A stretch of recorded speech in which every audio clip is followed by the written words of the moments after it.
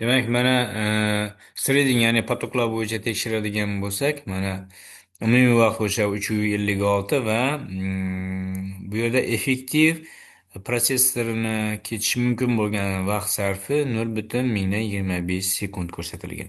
Mana bu qismiga e'tibor beradigan bo'lsak, mana 3 sekund nima e,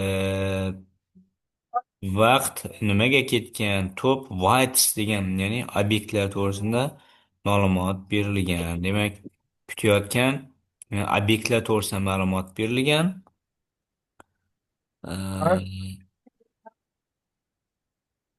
Demak, mana shu qismini tekshirishimizni to'g'ridan to'g'ri, demak, tahlil qilib tezda ko'rsatyapti 3 sekund nimagadir ketayotganligini. Demak, obyekt sifatida. Endi mana buni qaraydigan bo'lsak, mana o'sha e, obyekt, mana condition variables, demak, mana bu o'zgaruvchiga 3 sekund vaqt ketyapti deb ko'rsatyapti. Boshqa nimalarga uncha vaqt ketmagan. Bunga demak top waiting objects bo'limida ko'rsatilyapti. Ya'ni kutayotgan obyektlar to'g'risida ma'lumot keltirilyapti-da, mana bu o'zgaruvchi to'g'risida 3 sekund kutyapti deb tahlil qilib ko'rsatib beryapti. Demak, bunda dastlab ko'rsatilgan 3,561 sekund dastur bajarilishi umumiy vaqti, biroq dastlabki analiz kabi hotspots samaradorligining alohida qismlari bu yerda yo'q, lekin top waiting objects ko'rsatilgan. Bunda mana shartli o'zgaruvchi, ya'ni mana bu yerdagi shartli o'zgaruvchi, bu o'zgaruvchida 3 sekund kutayotganligi to'g'risida ma'lumot keltirilgan. Xo'p. Mana shu qismda qaraydigan bo'lsak, demak, jarayonlarni bunda xuddi buni ham mana bu qismdagi kabi,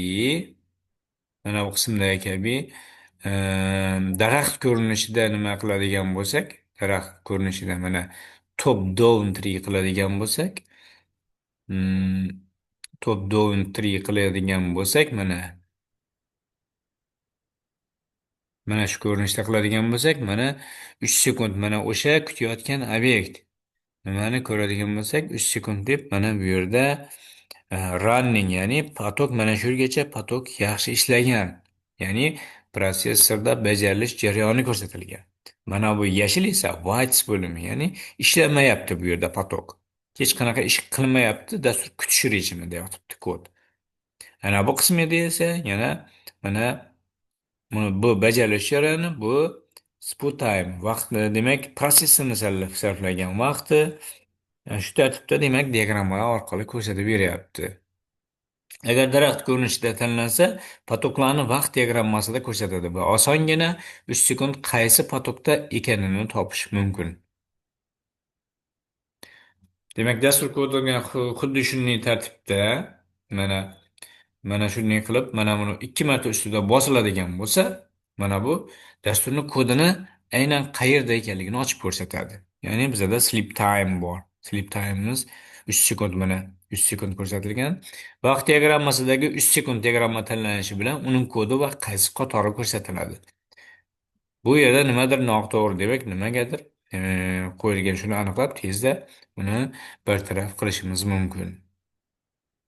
Demak, profiloshka vizual sizning dasturingizni ko'rib sizning dasturingiz qanday ishlayapti, har bir potok uchun timeline quradi. Mana bunday vaqt diagrammasida timeline qurib beradi. Mana bu yerda bittagina potok ishlatilgan. Mana profiler differ thread ID, ya'ni potok ID'si ko'rsatilgan. Qaysi ID? Demak, potokning nomi o'zgaruvchisi, demak, qaysi potok qanchalik vaqt sarflayotganini kuzatishingiz mumkin. Har bir potok uchun timeline quriladi va har bir holat bo'yicha ranglar o'zgaradi. Mana bu yashil, nima, boshqa boshqa ranglarda ko'rsatiladi. Masalan, yashil potok bajarildi, och yashil potok kutish jarayonida, to'q yashil protsessorni ishlash vaqti haqida ma'lumot beryapti. Shunga o'xshash yana proyektni ko'rib chiqamiz. Yana boshqacha proyekt. Hmm. Demak, proyektlarni shunaqa top down tree ko'rinishida ko'ramiz, lekin bu dastur bizni ko'rgan dasturimizdan farqli ravishda bu ko'p potoklar qilib yozilgan. Bunda qaraydigan bo'lsak, mana potoklar nomi har turli mana o'ziga, demak, potoklar nomlari mana bu qismda ko'rsatilgan. Consumer, runtime ko'rinishida ko'rishimiz mumkin. 3ID lar turlicha. Mana bu potok nomlari turlicha. Mana TID deganimiz. Potoklar nomlari bo'yicha bir-biriga murojaat qilyapti. Mana bu nimani chiziqlarni qaraydigan bo'lsak, bittasidan ikkita, ikkinchiga, ikkinchisidan uchinchisiga shunday murojaatlar qilyapti bular. Potoklar. Va sinxron ishlaydi. Sinxron ya'ni ma'lumotlar bir-biriga uzatib bir-biridan ma'lumot olyapti. Qanday sinxron ishlashini kuzatish uchun transition mana bu joyda mana mana bu runningdan keyin mana transitions ni tanlaymiz. Transitionsni tanlaganimizdan keyin mana shunday ko'rinishda ko'rsatib beradi. Endi ma'lum e, mana yashil qismida ko'rsatib berdi. Endi bu yerdan buncha tushunishimiz qiyinroq. Mana ma'lum bir qismni belgilab e, ularni kattaroq qilib kuzatishimiz mumkin. Potoklar harakatini yaqqolroq tushunishimiz uchun zoom in and filter in by selection orqali mana bu in by ustida nima qilib bosganimizdan keyin chiqadida belgilab olib selection orqali sohani kattalashtirib olamiz. Natijada mana bunday diagrammani ko'rishimiz mumkin. Mana bu potok qayerga murojaat qilyapti? Bundan keyin mana vaqt bo'yicha oldin mana bunga murojaat qilgan, keyin mana bu yerga murojaat qilyapti. Va shu tartibda mana bir-biri bilan qanaqadir bog'langanligini ko'rsatyapti. Masalan, producer potoki, mana bu producer potok. Ma'lumotlarni fayldan o'qiyapti va konsuldan ma'lumot olib, dastlab birinchi consumer bilan, so'ngra keyingi consumer bilan, dastlab birinchi consumer, keyin boshqa consumerlarga, ya'ni potoklarga ma'lumot uzatyapti. Bu diagrammada ko'rinadiki, qaysi potokdan signalni olayotganligini kuzatishimiz mumkin. Bu diagrammada och yashil rang bu vaqtda ishlamayapti. Mallarang potok ishlayotganini va operatsion sistema tomonidan rejalashtirilib berilgan konkret protsessor yadrosi vaqtini sarflayotganini ko'rsatadi. Biz ikkita profilovkani ko'rib chiqdik, ya'ni birinchisi kod bloklarni hotspot base utilization yordamida samaradorlikni alohida qismlarini kuzatdik. Threading efficiency yordamida potoklarning samaradorligini tahlil qildik. Bunda xotiraga murojaat, xotira bilan ishlash va quyi darajali masalalarni profillasangiz ham samaradorlikka ta'sir ko'rsata olmaysiz. Ya'ni bu yerda potoklar bir-biriga juda ko'p murojaat qilishi natijasida yana biz vaqt yo'qotyapmiz. Chunki bir-birini birinchi potok, ikkinchi potokni kutib yotibdi va vaqt yo'qotyapti bu yerda. Keyingi nimani kuzatamiz? Mana bu yerda matrisani elementlari keltirilgan. Nimaga shunday bo'lyapti degan savolga javob beramiz endi. Nimaga matrica elementlarini bilasiz, siklik ravishda tashkil qilinadi. For x masalan EJ bo'yicha, qator va ustunlar bo'yicha murojaatlar amalga oshirilganda bu yerda. Nimaga aynan bir-biriga ko'p murojaat bo'lyapti degan savolga javob topishga harakat qilamiz. Endi qaraydigan bo'lsak, bu yerda mana 10,000 o'lchamli matrica keltirilgan. Matrica vektor ko'rinishida bu matritsani tasvirlaydi. Bunda ikkita funksiya berilgan. Bunda matrica elementlari yig'indisi hisoblanadi. Oddiygina matrica barcha elementlarning summasini hisoblovchi dasturda bu. Birinchi funksiyada elementlar yig'indisini hisoblash uchun avval qator bo'yicha, so'ngra ustun bo'yicha o'tib boriladi birinchida. Ikkinchisida esa funksiya xuddi shunday, faqat o'rni o'zgargan, ya'ni EJ bo'yicha boshqarish o'zgargan, ya'ni ustunlar bo'yicha ketilgan. Demak, uchinchi nimamiz mana uchinchi boya ko'rsatgan profillash nimasida kategoriyalar, ya'ni turlaridan biz uchinchi turini ko'rib chiqamiz. Memory access. Demak, boya hotpoz ham shredding efficiency, demak, potoklar samaradorligi, ya'ni birinchida bloklar samaradorligi, ikkinchi potoklar samaradorligi va uchinchida xotiradan foydalanish samaradorligi to'g'risida e, ko'rib chiqamiz. Demak, bu nimani oynaga e'tibor berishlarini so'rayman. Mana 7 sekund vaqt sarflangan.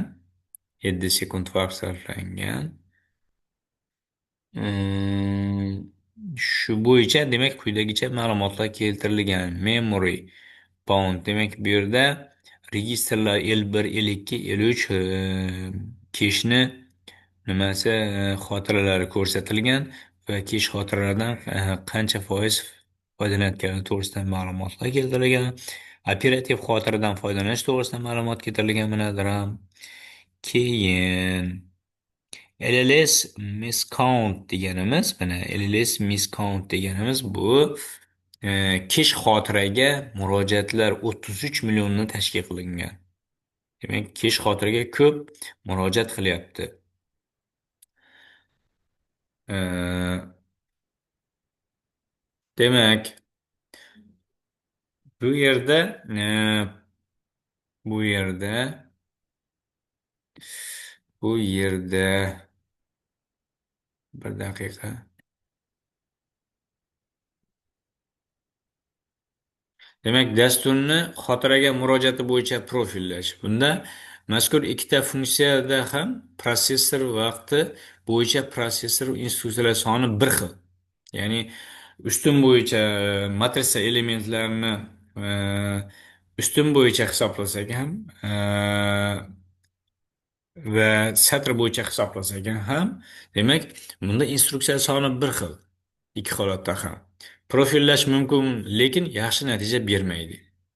Xotiraga murojaatlar bo'yicha profillasak, quyidagi ko'rinishdagi tasvirni ko'rib chiqishimiz mumkin. Bunda dastur ishlash vaqti 7 sekundni sarfladi va bunda matrica yig'indisi ustunlar bo'yicha bajarildi. Endi mana bu ustunlar bo'yicha bajarilganini ko'ryapmiz. Endi kodda ustun bo'yicha emas, satrlar bo'yicha o'tib chiqishini yozamiz va xotirada qaytadan profillab ko'ramiz. Mana bu ustun bo'yicha profillangan 658 sekund sarflanyapti. Tushunyapsizlarmi? Ha, ha, ustoz. Massiv elementlarini, masalan, massiv elementlarni qator bo'yicha, ya'ni A1, A2, A3, A4 bo'ladigan bo'lsa, qator bo'yicha, masalan, yig'indisini hisoblab chiqish bor. Keyin A1 emas, A1 masalan 2 A3 ko'rinishida nima qilish mumkin? Hisoblashimiz mumkin, to'g'rimi? O'sha tartibda e, qiladigan bo'lsak deyapti-da. Demak, endi demak, e, bu kodni satr bo'yicha o'tib chiqishini ko'ramiz. Hozir ustun bo'yicha o'tdik, 7 sekund vaqt sarflandi. Hmm, bundan oldingisi mana bu. Demak, dastur ishlash vaqti 7 sekund sarfladi va bunda matrica yig'indisi ustunlar bo'yicha bajaradi. Endi kodda ustun bo'yicha emas, satr bo'yicha o'tib chiqishini yozamiz va xotira bo'yicha profillab ko'ramiz. Natijada mana bunda ikki marta kam vaqt sarflandi. 701 ga nisbatan 327 kam sarflandi. Bunda yig'indini hisoblashda faqatgina matrica satr bo'yicha o'tishi ishlab chiqildi. Boshda birinchi satr, keyin ikkinchi satr, keyin uchinchi satr yig'indilar hisoblab chiqildi. Natijada dasturimiz 327 sekundni tashkil qildi. Nimaga degan savol bor. Chunki bu yerda dastur potoklar bo'yicha har bir potokda bir satr ma'lumot joylashyapti. Ya'ni birinchi satrda bir potok joylashgan, ikkinchi satrda bir potok. Mana shunaqa ko'rinishda keyishda ham mana shu ketma-ket ravishda ma'lumotlarning joylashishi natijasida bu bir-biriga potoklarga murojaat qilmayapti. Keyishda demak ma'lumotlar ketma-ket joylashish natijasida bu yerda samaradorlik yuqori bo'lib turibdi. Agarda LLS miskountga e'tibor beradigan bo'lsak, kechgan murojaatlarni 33 million 802 mingni tashkil qilgan mana.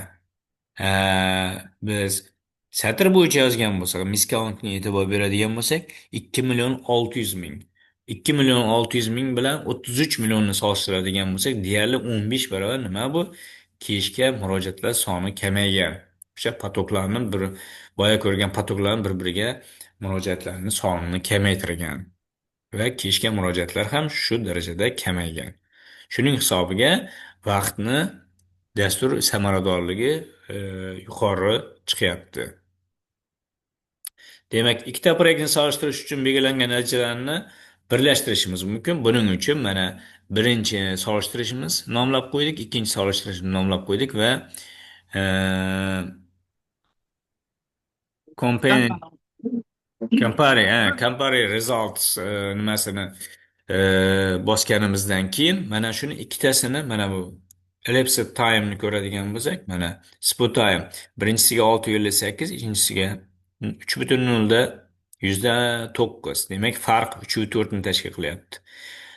O'qishga ketgan vaqt 6 sekund, bunga 6,1 deyarli bir xil. Mana LLS'ni qaraydigan bo'lsak, mana kechga murojaatlar 33 million, bunda 2,6 farq 31 million. Memoriyalarda mana 2,3 51 kechga murojaat 2,3, bunda 6,4.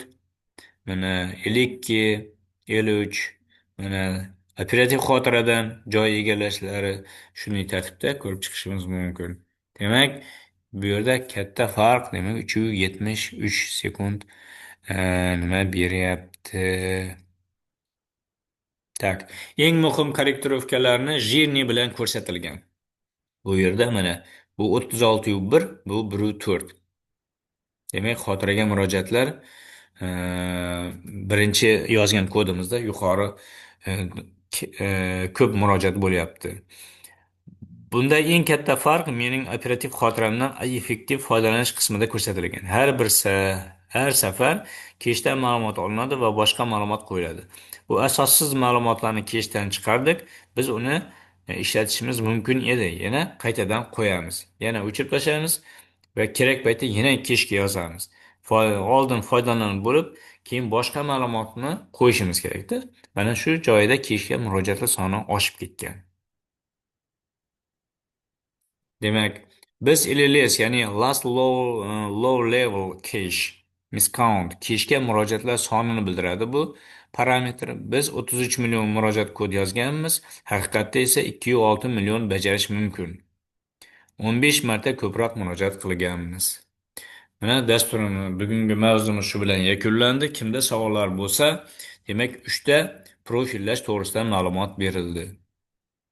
Mana shu dasturimizda mana bu. Tak.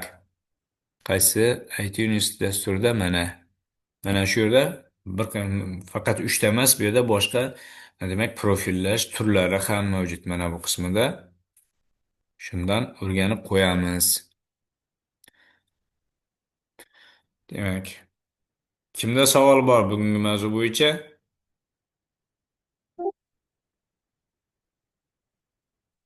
Hurmatli talaba, eshitaman, savollaringiz bo'lsa bemalol. Ustoz, amaliylarni ham ko'rsatasizmi? Qanday qilamiz? Bugun reja, Yuklagan bo'lsa. bugun reja, bugungi ma'ruza, bugungi Ma'ruzani Mhm. ko'rsatilmaysizmi bugun? Ma'ruzada nima qilmaydi? Bugungi mavzu bo'yicha savol bering, ularni ham ko'rsatib boramiz. Har nimada. Umuman birinchi amalini qarasangiz, ikkinchi amalini qarasangiz, namunalar keltirilgan. Namuna asosida o'zingizni variantingizni ishlaysiz. Hech qiyin joyi yo'q menimcha. Hozircha qiyin narsaga duch kelmadingiz. Aha, tushunarli. Keyingi nimalarimizda profillash bo'yicha nimalar bor? Bugungi aniq mana dastur yordamida ko'rsatib berdim ma'ruzani. Shu asosda bitta kod yozib, o'sha kod asosida siz profillashni amaliy ravishda bajarasiz. Hozircha 3 ta nimani bemalol o'rgandingiz deb o'ylayman. Mana bu nimani qo'yib qo'yaman videoni. O'sha dasturni ham kiritib qo'yaman. Qayerdan topishdi? Internetda mavjud u. Svobodniy, erkin ravishda skachat qilib, yuklab olib, o'rnatishingiz mumkin. Yana kimda qanaqa savollar bor? Savollar yo'qmi? Assalomu alaykum domla. Va alaykum assalom. Qachondan beri energiyalar yuklash ochiqlik berar ekan, qaysi daskada ishlaymiz uni? Ha, yo'q, siz o'zingizda kompyuteringizda ishlab turasiz, faylini yuklaysiz. Shuning uchun Ha, hozircha biz o'zlarimiz PDF'ni birinchi dars, ikkinchi dars deb kompyuterimizda qo'yib turib, ochiqlandan keyin yuklaymizmi? ochib beraman, yuklab boraverasizlar. Bo'ladimi? Hmm. Qaysi nega kiramiz uni modulda?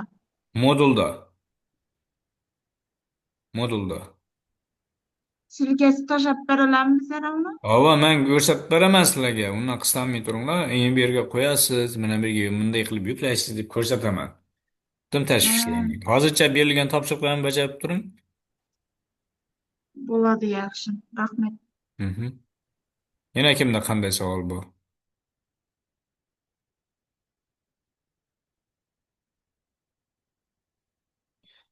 Savol yo'qmi?